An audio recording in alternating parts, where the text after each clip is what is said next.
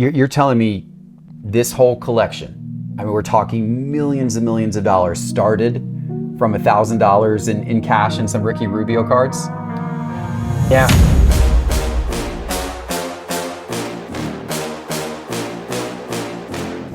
I've come to Salt Lake City to see Adam Gray's incredible collection and to bring you one of the greatest collecting stories you'll ever hear. You ready? Let's do it.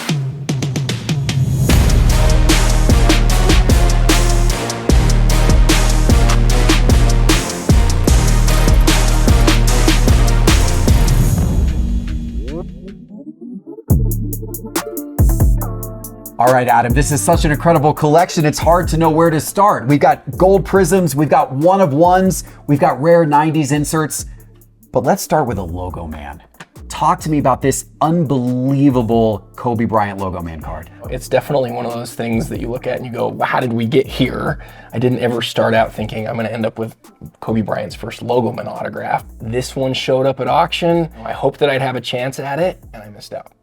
And I was devastated, and I told a few friends, like, gosh, I wish I would have gone a little bit higher. And then so fortunate that the card actually showed up about a year later. And that time I just did everything that I could. I maxed out everything, and I moved a whole bunch of my collection and was fortunate enough to just barely come out as the high bidder on the card. And it's definitely the best piece in my collection. And the Kobe Bryant market over the last year has gone insane. Logo Man cards have gone insane. One of ones have gone wild. I can only imagine that you're really happy right now that you stretched to get this card when you did. Oh, it was, financially one of the best decisions that I've ever made, except for the point that I'm never going to move the card. Absolutely amazing. All right, I want to fast forward a decade, and I want to go to a card that caught my eye the moment I walked in to see your collection. Steph Curry's gold prism from the first year of Prism Basketball, 2012. Mm-hmm. And it's a PSA 10. Talk to me about this card, Adam. This is probably one of the cards that I get asked about most. 2012 Prism is not only the first year of Prism, it's really like the moment that Panini really solidified themselves as having a product that a lot of people really wanted. There's just not many Steph Curry cards at this point that you look at and you say, that is like a grail for a Steph collector. And I was just really fortunate. Back in 2020, I had the chance to acquire it. You want to take a guess what this cost back in 2020? I know what it costs today. I'm sure we're up in the six figures plus today on this card, big time. But in 2020, it was still a great card back then. $30,000. Really good guess. Yeah. $17,000. Wow. It was the most I'd ever paid for a card. What a value. Unbelievable. We're going to stick with the gold prisms, though. Some would argue this one maybe is even better. This is Kobe Bryant's 2012 Prism Gold out of 10 in a BGS 9.5. Talk to me about this. So it's 1 of 10. Meaning, oh, wow. Look at that. Yeah, so it's the first, it's not just one of the 40 playing days Kobe Bryant Gold Prism cards. It's the very first. It's the very first of them. Yeah. It's the first one of the first year. You'll be even more shocked about where this one came from. So this was February of 2020, and I was on eBay, and then I saw something that I know you've seen before, and I saw on the bottom half of the card, the little ComC watermark. This card was on ComC. Really? Raw. Jeez. Raw. Sitting there on Wow. ComC Raw, and 2 weeks later, I sold a whole bunch of stuff, just a ton of stuff.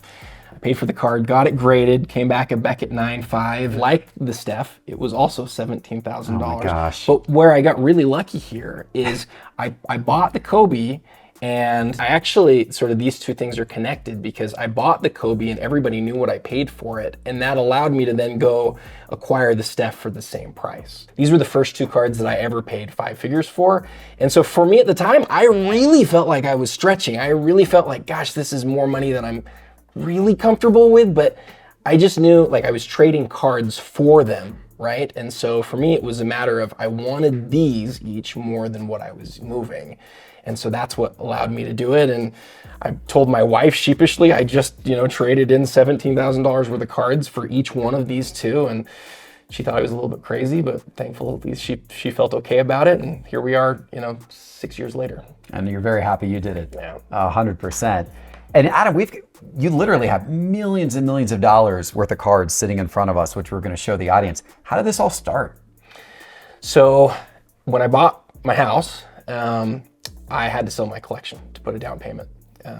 And so I didn't have very much. And I said out loud, I said this to my wife, let's take $1,000 in cash and let's take what little cards I have left. And I had about $1,000 worth of cards. Ricky Rubio Topps Chrome rookies. Okay. And a couple of Kevin. Not as exciting as these. No, not as exciting as these. And a couple of Kevin Durant chronology cards. And I said, let's just see what we can turn these into. So I took $1,000 in PayPal and $1,000 in cards. And really the last 16 years, my whole objective has been, what can I turn this into?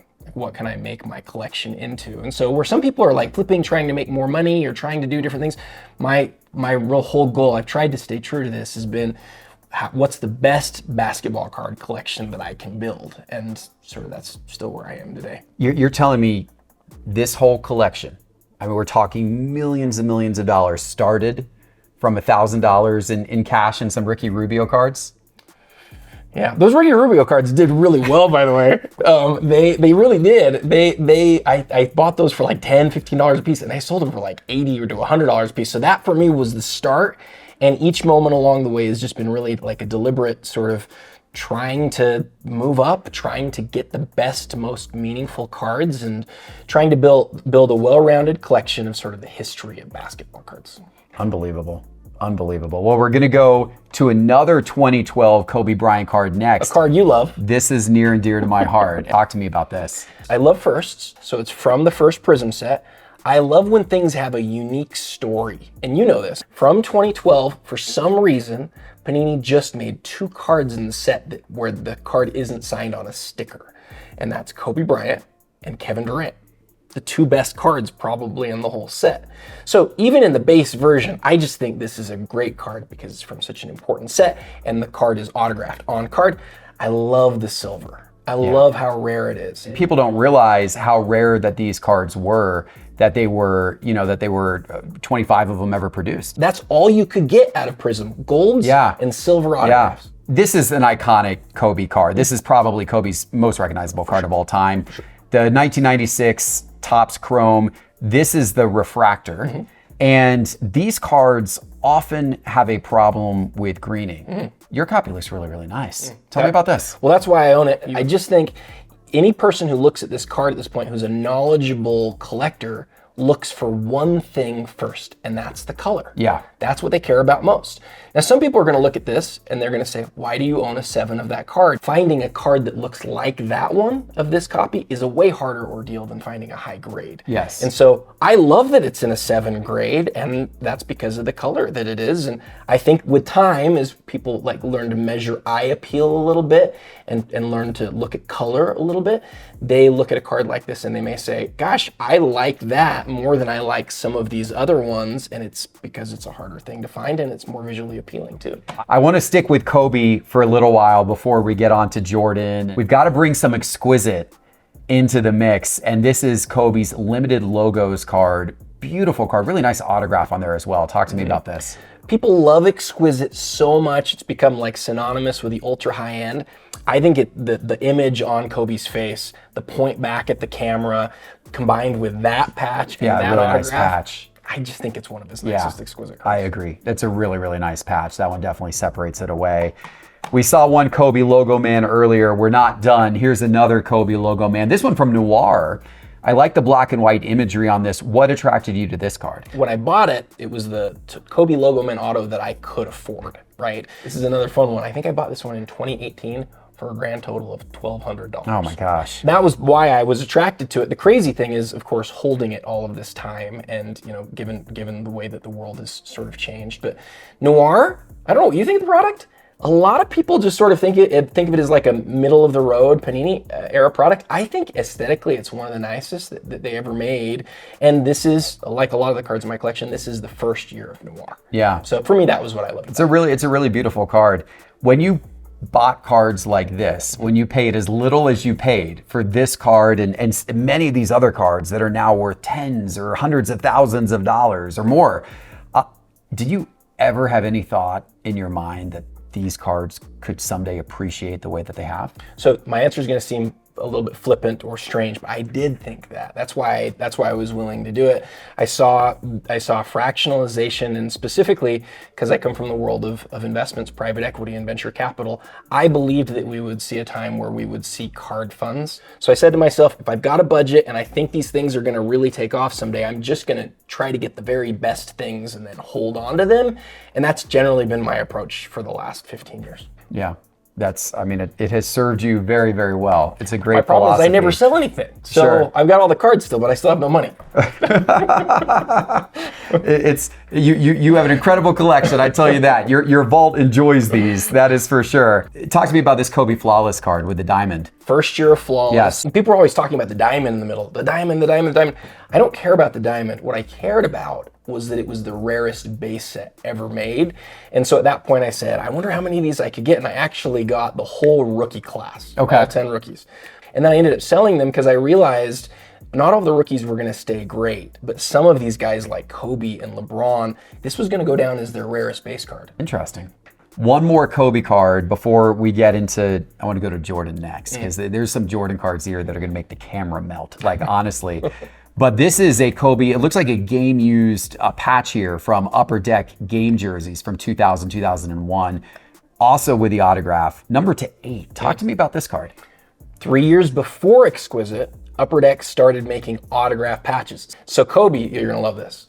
Kobe's first year of autograph patches, he has 3 times 8, 24 Oh, okay. autograph patches. Okay. How about that? But I love it because it was graded so long ago, nobody's touched that card with human hands in 25 years. Yeah, it's which an means, old BGS label. and that means that unlike a lot of the cards of this era where you don't really know whether that patch has been switched out of the card by somebody who was a bad guy, we know that one wasn't. To me, authenticity matters so much more than grade or than like, oh, this is a 10. Like, I don't care about that stuff. What I care about is this card legit and is it original and authentic? And to me, that's why that's the perfect Kobe for my collection. It's a great card. Okay, I want to go next to one of my favorite cards, maybe my favorite card that you got out here on this entire table. Okay. That's an incredible grade. Talk to the audience about that card. When I think back at all of my, decades in terms of collecting, there's one story that is easily the most interesting of all of them. And that was back in 2015 when I found the collection that this card and all of the rare 90s Jordans that I have came from. So this goes back to the old blowout days. And back on the old blowout days, before we had Instagram and things like that. The blowout forums you're talking about. Blowout message forums. board. Yeah, very good. Yeah. So one day I see a message on blowout forums and it says, somebody moved a $3,000 Yao Ming for $100. And I was like, what in the world is the story here? So I looked at the other auctions that person had up and they had a Michael Jordan 2003 SP Authentic Gold that they had sold for $50. Oh my gosh. So I messaged the person and I said, just so you know, you're listing cards for way less than they're worth. And the response back I got was, and I'll never forget this, it was, there's no way for me to know how much an individual card is worth. So I read that and I went, how does that make sense? So I started trying to figure it out. I came to find out that these cards were being sold by a lady whose husband had passed away and she had kept the cards for the last like 10 years in a closet, and she was finally just sort of saying, I need money, let me try to sell them. You're gonna love this part. To try to sell them, the first thing that she tried to do was she created a website, and it was selling cards by the pound. By the pounds? Cards like these by the pound? That's all she had. And her husband had left her with no sort of plan moving forward. So I messaged her back and we go back and forth, and once I understood that, the next thing that I sort of was trying to think of was like, okay, how do I help this lady, right?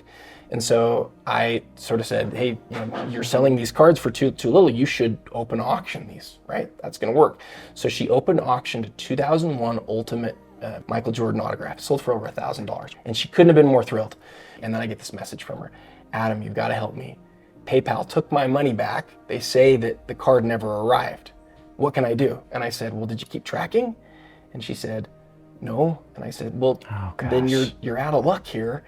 And she had a lot of trauma from that situation. And so she came back to me and she's like, well, what can I do if I can't sell them this way and I'm selling them too cheap by listing them at a price? What can I do? And I said, well, if you send me pictures, I can tell you what these cards are worth. She took the picture. She took pictures and she sent them to me. Sometimes she would send me pictures with absolutely no value in the cards, and then sometimes she'd send pictures with a Michael Jordan. That's one of the Fusion cards, obviously. 40. Unbelievable. And remember, this is 2015. Okay, so with that card in particular, I said this card is a $5,000 to $7,000 card, and it was raw, right? And like it's based on condition and all these other things. And she's like, what do you, how should I do this? And I said, well, I would really be interested in this card, and I would give you 90% of the low number. So if it's 5,000 on the low end, I'll give you 4,500 bucks. So when faced with this idea of I can, lose my money by selling it at open auction, or I can sell them to this Adam guy, she said, I'll sell you all the big stuff and you help me sell the small stuff. So I was able to send her and her family tens of thousands of dollars. It was an incredible experience, and I think the real story is then what's happened since then. Because there was a time, Jeff, where that card was a $5,000 card, and now obviously we know where we're at today. Yeah. The world's changed on us. Oh yeah. Yeah, the world's changed a lot. That's an unbelievable card, an unbelievable story too. And I'm glad that these are in your collection and have remained in your collection. Incredible. So you've got a couple of other Jordans over here. We got more in our pile. Are either of these from the same collection? All of the rare 90s Wow. Jordans. So there's 5 of them. Let's look They're at the all from precious the same metal collection. gems one here. So I'll hand this to you. Okay. And I want to ask you a real trivia question. Okay. This one. There's something about this particular Jordan PMG, this copy that you're looking at right here, that has just one of the best stories in the history of the hobby about it. Do you know what it is? Most people have no idea. So if you can get this, I'll be shocked. Card 48 of 50. So it actually does have to do with that. Do you know what's significant about that? What card? Why would card 48 be significant? And it's 048. I'll tell you. So you know where the first 10% of the PMGs from the Metal Universe set were green? Sure. And the rest were red. That's right. Mm-hmm. The last 10% of the Metal Universe Championship set came via redemption. But not via redemption for one card at a time. This year, Metal Universe did the craziest thing ever, where they did a redemption for the whole complete PMG set. Wow. And here's the best part. 46 through 50 are the only sets that they did that with. And set 46, we've never seen a single card from. So 47 through 50, we've seen single cards like this out there, but no one knows where 46 is. The whole set's probably together somewhere in a collection. Wow. What a treasure hunt that would be. Millions of dollars. Unbelievable. Yeah. Wow. What is it? We got your family member. I see your one of your kids here in the background. What does your family think of the fact that you've got just so many incredible cards that today now, Adam, have so much value? They think I'm really strange. No, I've got a 16-year-old. Right. And like you are with your son, my son and I talk about the hobby stuff all the time. We talk about cards all the time. My son tells me things like he doesn't like the way the Jambalaya looks, and he loves the way this one looks. And he has all his tastes about things. But with my wife, her idea all along the way was, listen, you've got your thing that you like to do. It's your hobby. And, as long as it's not something that like interferes with us financially, then you should keep doing it. So since it all came from that first $2,000, it's sort of just, mine to do whatever I want with. And now we think about things like, well, should we add on to our house, or should we do this other big thing? Or should you sell these and buy a castle in southern France, which you could also do at this point, Adam. So I guess I'm a pretty simple guy. I've just really enjoyed building my collection. And I think about other things like that, but I don't know. I drive a car that's 15 years old, and I'm a simple guy. So it's just fun for me. It's wild. Talk to me about the Jambalaya over there. Well, the Jambalaya, I think, is really like the best basketball insert ever. Okay, interesting. There's parallels and there's inserts. I think the Jambalaya is the best insert card ever. So 1 in 720 packs. First time that they had lenticular stock that moved in the background like that. Arena design and the crazy images that always go from border to border. It's for me, it's really one of the great insert cards of all time. Yeah. Adam, you've got so many other good Jordans as well. These Playmakers Theater cards, number to 100, these were so sought after. Talk to me about this. This card I love because of the sort of product that it came out of. I love the stories of the cards that anybody could have gotten. This came out of regular Fleer. So this was like $1.50 a pack. Right. And somebody opened this pack. It could have been a kid who comes across it and goes, "What is that thing?" Because these were one in like dozens of boxes to get anybody. All of these years later, there's very few of them, and it's one of the very few Jordans from the Bulls era, that's serial numbered. And especially if you classify it as a serial numbered card that's without parallel, there's only a few of those in existence. So it's one of my favorite cards. I've actually never seen this next Jordan card before. Talk to me about this one. So this is the most, you're going to be surprised at this. This is the most requested Jordan in my collection. Really? Yeah.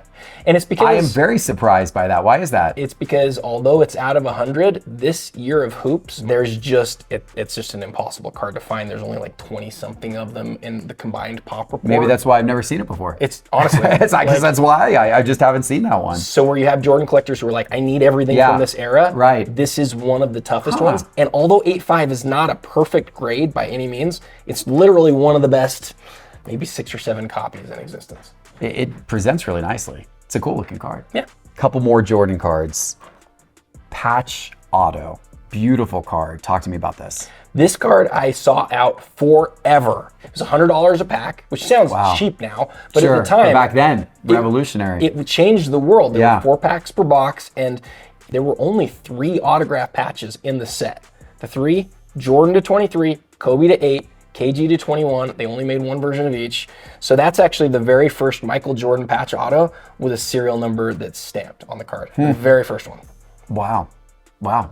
So you definitely lean into the history of some of these cards. Dude, We talked about it earlier with some of the Kobe's, this Jordan as well. You want the first, you want to be part of, not just have an incredible collection, but also have a piece of really sports card history. Yes, you nailed it. That for me is so critically important. I care about the history of it far more than the average person does. In fact, I think other people really love aesthetics. I think aesthetics are really important, and I notice when I really like stuff. But for me, it's far more about like how important is this in the history of card collecting. Yeah, it's a really cool way to look at it. Speaking of history, you've got it almost looks like a little lunch box or a work box over here with a Jordan sticking out. Is this a complete set of 86 Fleer? Yeah, I put this together from the time I was 9 years old. Wow. To when I was 14 or 15 years old. Oh, wow. I actually put together the first 131 cards in the first couple of years, not thinking I'd ever get the last card. Being the Jordan. But then a few years after that, we had this bid board up at my card shop that I later went on to work for. And this card showed up on the bid board one Saturday, and right before it ended, I went and wrote down the number $27.50. And that's where the 27 comes from in my name, or at least part of the reason that I have the number. From your Instagram handle. Yeah. Oh, okay. I was actually going to ask you about that. The real guy 27, is that right? The real 27 guy. The real 27 guy. There you go. Why were you building a basketball card collection when probably many were not paying as much attention to doing so as they would today? When the first Beckett magazine came out, it changed everything for cards, at least for basketball cards from my perspective. And I remember going into the card shop and seeing that Michael Jordan Beckett, and I remember seeing Karl Malone's rookie card at number 68 and Michael Jordan at number 57 and seeing those numbers. And so for me, the first grail, the card that I never thought I'd ever be able to acquire, was that. I've had, I don't even know how many since then, but it's a lot of them. And none of them have been 1.5s. They've all been in nicer shape. But I can't get rid of that one because it's a reminder to me of where I started and the sort of the love of collecting. It's not just about money, and it's not just about having the very best of things. It's about the love of it too. So for me, that's the best Jordan 86 Fleer card in the world. That's awesome. I love that story. And you mentioned you got it at a local card shop, and you later worked there. So you were an employee of a card shop along the way? Yep, I worked there from 1999 to 2007 or 8. I never really worked a real job when I was younger. I just worked at a card shop, and I learned about all of this stuff, and it was one of the best jobs ever. Wow, that's super cool. What a neat connection to the entire thing. All right, well, we're not done with incredible cards. This one, I saw you. This is one of your more recent pickups, and you posted a lot about this online, and it is a extremely special card. Talk to me about this 2009 Topps Chrome Steph Curry printing plate 101. I want to, but first I want to ask you, because people don't love printing plates. When you look at this, what's your first thought when you look at this? Does it seem like a cool piece, or do you just go, it's just a printing plate? Well, I know the story of where we're going to go with it, right? So I'm not a big fan of printing plates either. But the actual 2009 Topps Chrome Steph Curry superfractor is perhaps the most famous missing undiscovered card of all time. Yeah. It's no one has ever seen it. It's never, and many people think it was either never pulled or it ended up in a shoebox somewhere and maybe tossed away. And it may never ever be seen. Likely at this point will never ever be seen. If it were ever seen, the card would be worth millions and millions and millions of dollars. But in the absence of that card, you have the one-of-one printing plate from 2009 Topps Chrome. So I understand the attraction to wanting this card. So while I would normally say a printing plate's not very attractive, in this case, the story behind it, I think makes it an incredible collectible. That's exactly what I thought about it when I saw it. I met the guy before he got it signed, and I was like, I'm not so sure you should get it signed. I imagined him signing it with some terrible black Sharpie. And then after he got it signed, I looked at it and I went, ooh, that looks really good. And I liked the inscription. The true one-of-one inscription is super cool. It's really that cool. kind of makes the card. I don't even like inscriptions on cards, but I love this one. I love that it came out of the pack. Right? Just like the superfractor could come out of it. And to me, the distribution method really matters. Like, it has to be a card that's gradable. You can see it's graded by PSA. It has to have that image on the back that sort of shows here's, where it came from. And everything you said, Jeff, is just perfect. Like, we don't know where the superfractor is, but we do know that the Topps Chrome Steph Curry is like one of the most important cards, especially of this, this century, but it's one of the more iconic cards ever. And so anytime you can get a plate of a card that people already love and like sort of know, I think that's a really cool thing. Although having said that, this is the only real significant plate I have in my collection. It's cool. I love it. I absolutely love it. All right, I want to shift to, we got a couple of LeBron cards. Okay. You love LeBron. I do. I love LeBron. I think, I know he can be a little controversial among some collectors, but I'm looking at what the guy is doing at age 41, and I think it's unbelievable. No one will ever match what he's doing. No, ever again. No, it's unbelievable. And this card is unbelievable. This is 2013 Immaculate. This is a logo man out of 3 from his Miami Heat days, his championship days. Talk to me about this. So you highlight the Heat part, and you'll notice the flawless that you've got underneath it there. So LeBron, people might go, why do you just have Heat era LeBron cards? Like, I love the Heat era for 2 reasons. One, it's when LeBron embraces his bad guy, right? Like, he became the villain stage, right? He wins 2 championships. But the thing that I love most, I always focus on rarity, and the Heat era for LeBron is by far the toughest era to find something really notable from. So it's not that the other stuff isn't great. It is all great, but I just love that there's not a lot of great Heat era stuff. That's his rarest base card ever, as well as his, his rarest logo man from the Heat era as well. All right, this next stack, this is all from a set, which you don't think necessarily gets enough attention or prominence given how really significant of a set this is. And we're starting with the Panini Eminence USA basketball card. So this one in particular, that I love as a USA basketball collector. Talk to me about where this card sits in your collection. I think this is the coolest USA card in existence. And I know I'm super partial, obviously, but the fact that Larry Bird wore those jerseys for the last time, remember, he never came back to the Celtics after this. This is the last time he played basketball. They actually cut up the jersey that he wore, and that tag ended up on a card, a 1-of-1 autograph. I just think it's crazy. Yeah, it's an awesome looking card with a gold ink on the autograph as well. It's a very, very special one. This is a very special one as well. So this is also Eminence. This is Kobe Bryant with the Logo Man logo there and a beautiful gold ink auto. Tell me about that. When I bought it, there's no way I could have bought the Kobe Logo Man auto. So this was the closest thing that I could get. I didn't like the Eminence put all these metal cards in them, like these silver and gold cards. And then I got one in hand and I was like, you know what? It's actually pretty cool. It looks really sharp. The shine on it's really nice. So I love it. How about Steph Curry championship tag? So this is the first time, again, it always comes back to firsts with me. It was the first time that they ever did championship tags. And if you really know the history of championship tags, you look at this and you go, wait, I didn't know Steph had a 3X on it. See, before they had ever won a championship in Golden State, there's one season where they had championship tags, and that was 2014-15. They took those jerseys, they made 2 tags of Steph Curry. So this is Steph Curry's first championship tag, his first championship tag autograph, the first time they made championship tags. So I think that's a top 6 or 7 card in my collection. This one is awesome too. Chris Webber, what made you pick that one up? Chris Webber's got a really crazy following. He's not like an NBA's greatest 50 guy, but a really collected player. And I think pretty easily it's his best patch autograph in existence with that giant B from the Bullets. Neat patch, and the fact that it's a Bullets jersey is such a cool throwback as well.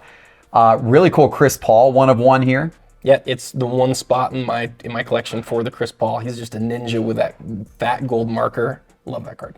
And you said the one spot in your collection. It seems like you keep your collection fairly limited. Yeah. And so is it, as opposed to just continuing to go out and acquire more and more and more cards as some collectors do, is it a scenario where every time you acquire, you let something go on trade or sell it? I have to. If I had money to just go out and buy stuff, I would, but having a limit with funds for me has actually made it a more interesting journey. Yeah. Because I always have to figure out what I have to move to get there. One of my favorite phrases from the business world that I always used to use was constraints cause creativity. Mm-hmm. And so when you have a constraint on something, in this case, a constraint on like your capital, and you only have your collection to work with to then acquire more cards, it forces you to make more creative moves and oftentimes sharper decisions and sharper moves. If you have a lot of funds, it's easy to just go buy things and then build this big collection that maybe starts to lose a little bit of meaning or a little bit of focus or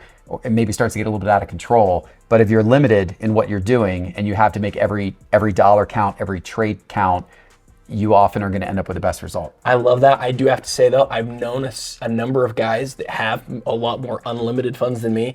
They still can't find everything they're looking for. And that's what makes our hobby so great. I always say this, whether you have $5 a week or you've got millions of dollars, you're never going to get to an end of like what's fun for you in this hobby. You're going to be able to keep going. So it's been a benefit to me, but boy, it would be nice to be able to buy everything I wanted too. Yeah.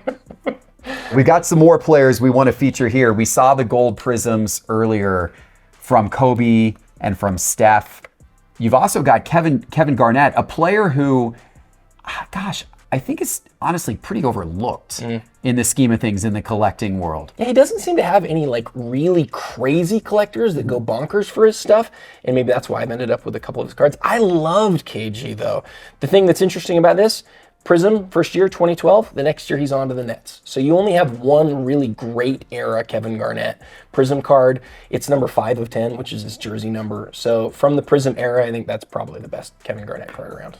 And this one's super cool too. You've got one of his superfractors from 2007 Topps Chrome, a memorable set. Why did you pick this up? It's the year they won the championship. And so it's not just one of the 6 Kevin Garnett superfractors from Topps Chrome that was ever made. It's the one from the championship year. Yeah, adds the extra special meaning, adds the story to the card.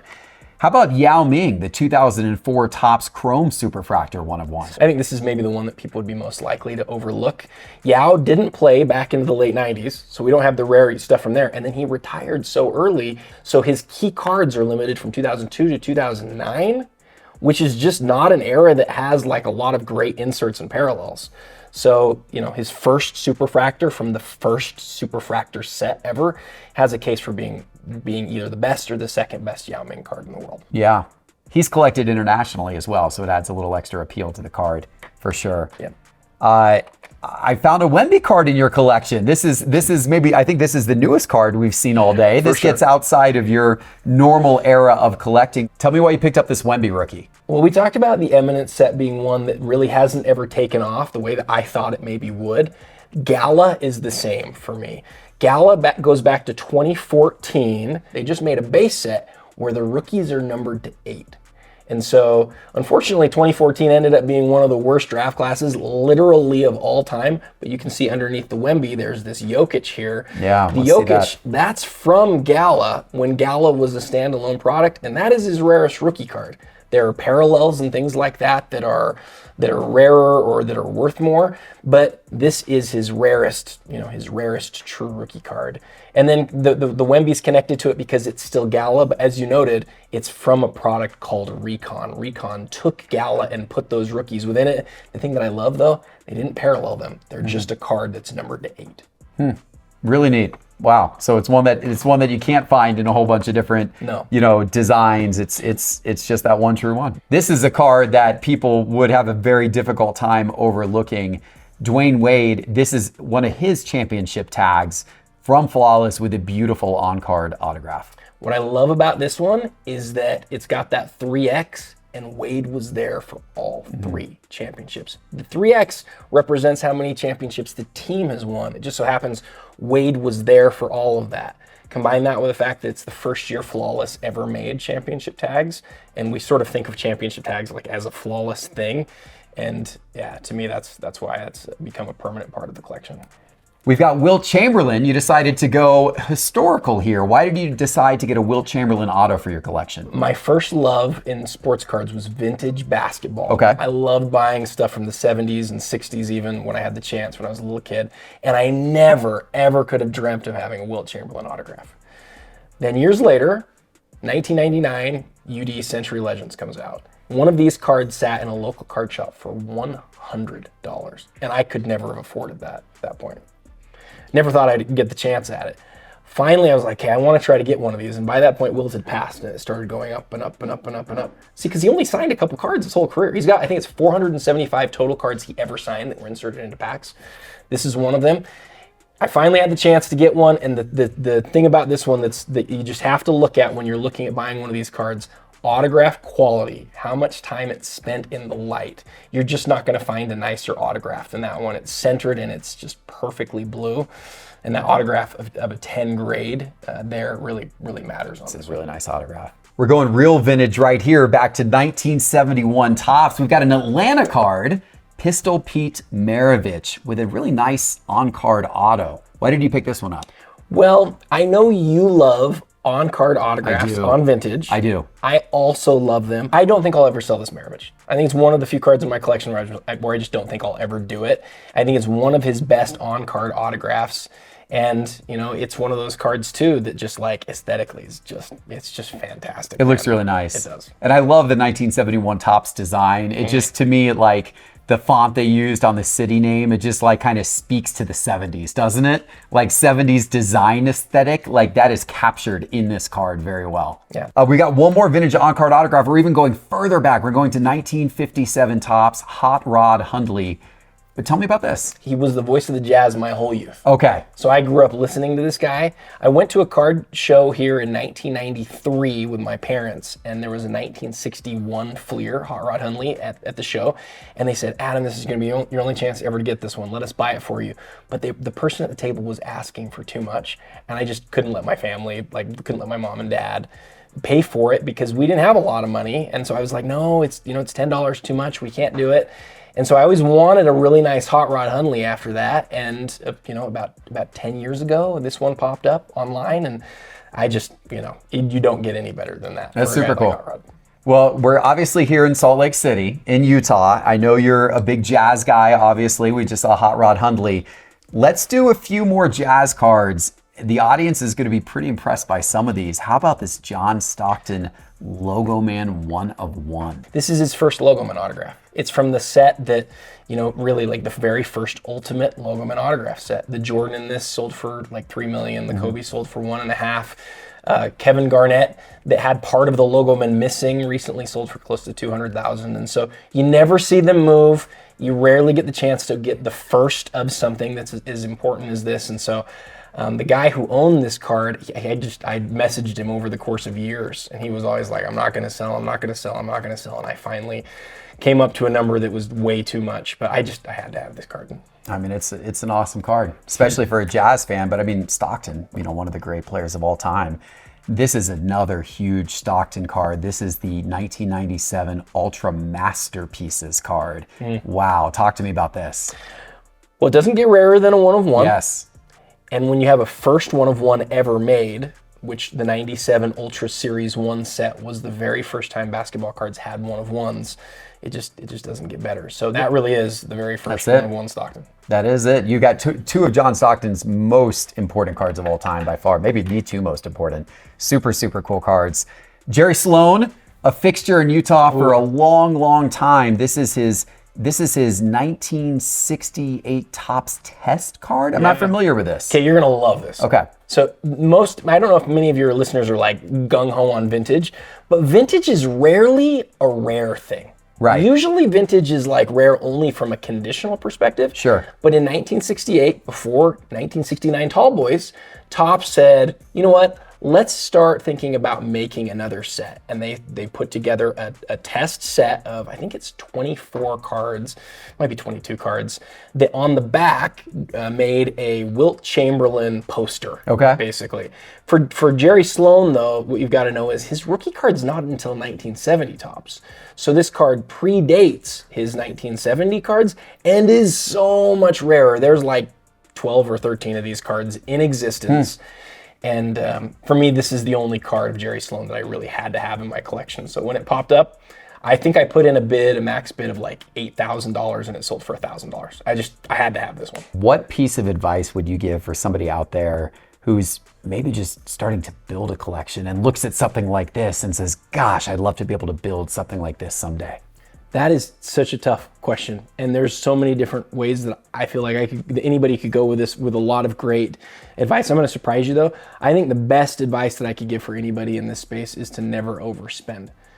If you take this hobby and you make it, you add to it a layer of debt and needing things to increase in value, that's where I've seen people totally get sideways. You wanna buy what you like, at least my experience is you wanna buy what you like, what you can afford, and then you really want to have fun with it. You shouldn't just be buying cards that you're buying because you think they're going to increase in value.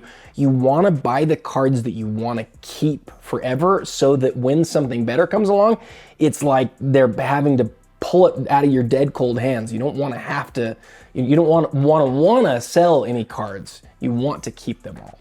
It's great advice. I love that. All right, Adam, I want to end with what you have in this box over here, because we're gonna switch it up from sports for a minute. There's another special part of your collection, of your PC, that's not these high-end, crazy, unbelievable basketball cards, but actually ties into a very important part of really American culture, American movie history.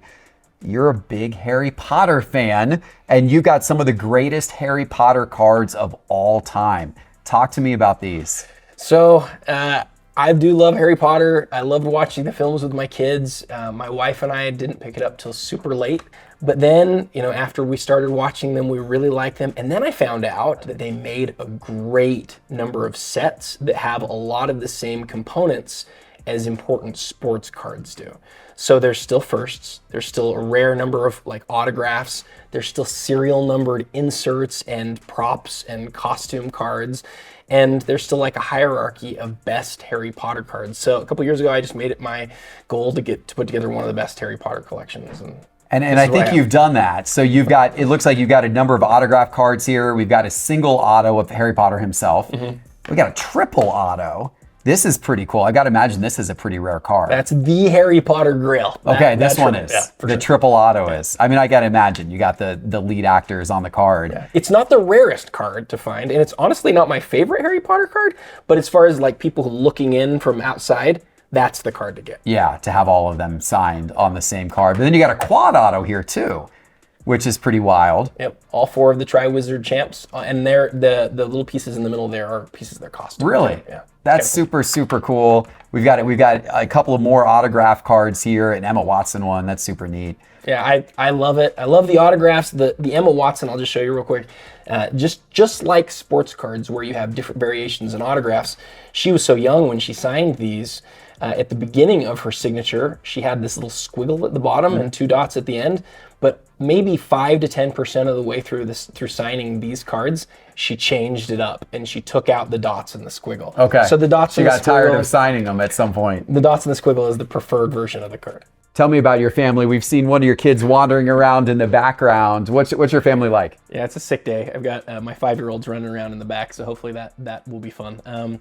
Yeah, so I've got kids between the ages of 16 and 5, and it's no secret for anybody who follows me on social media. My family's everything to me, and that's where my priorities are for sure.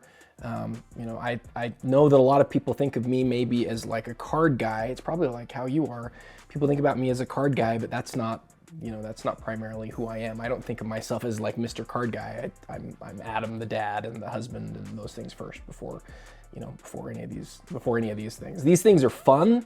Cards need to keep the right perspective. You need to keep the right perspective with them, though. Cards are not life. Cards are not the most important thing. That's definitely reserved for other stuff. Family first always. So Adam, what's the eventual plan with all of this? If you're never going to sell, do you think these are these going to your kids one day? Man, a lot of times people will ask this sort of question, do you think you're going to sell them? When do you think you'll sell them? That sort of thing. And I know this sounds crazy, but I haven't really ever considered it as much. I want to leave my kids with the best situation possible, but I don't generally believe that that's just leaving them with a lot of money. A lot of times, especially at the stage that I'm at with little kids, it's more of a problem if you have a lot of money, right? And so for me, I haven't really thought about how this will influence my kids, but who knows, as the decades go by, something could happen. But for right now, life's good, and the value that I could get from these doesn't really change how I think I would parent my kids very much. Well, hopefully your kids grow up loving Michael Jordan and Kobe Bryant and Steph Curry and your Utah players, because if so, you got the perfect thing for them someday. There you go. This has been an unbelievable tour of your collection, Adam. Where do you take your collection from here? What's the future going to hold for Adam's collection?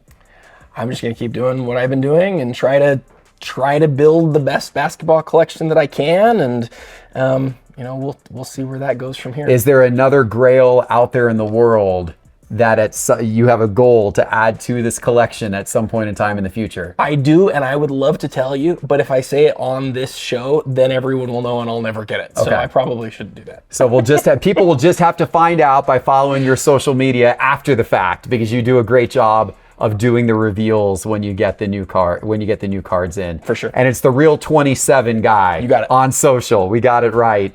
So everyone give Adam a follow. This has been a pleasure, Adam. You're the best. Thank you for taking the time to do it. I'm thrilled to have gone through this with you. This is a lot of fun. It's been awesome to see all of these cards in person. Great to see you, sir. Thank you very much. Hope you guys enjoyed the episode out there. If you did, please give it a like and a subscribe, and we'll see you soon for our next one. Take care.